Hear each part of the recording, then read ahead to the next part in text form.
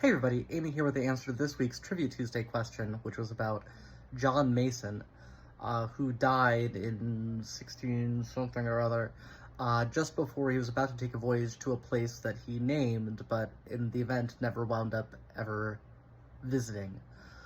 And the answer is New Hampshire, and that was the topic. That one of you all suggested I do a New Hampshire question. And that got me thinking, why is it called New Hampshire? Who named it that? And it was John Mason named it that.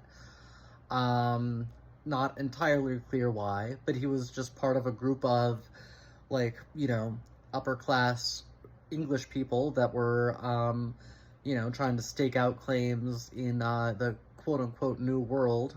And it was all just kind of, I don't know, it is interesting, but it's hard to sum up because it was all just kind of like none of it was a big deal in England. This was all just sort of a few people being like, oh, let's, try something out here.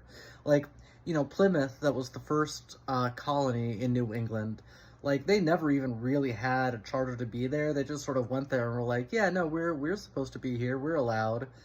And England was eventually like, yeah, okay, I guess. But then eventually they were like, no, actually, we never said you could be there, but you're part of Massachusetts now. I don't know. It's hard to explain. It's hard to understand, I think. I still don't feel like I fully understand what it was like and what it really meant to these people, apart from the, sort of religious aspect of it. The ones who just wanted to, pursue their own particular form of Christianity outside of the Anglican Church. But yeah, they all thought in some vague way that there was money to be made there, but they didn't really know what they were doing or, or how to do it.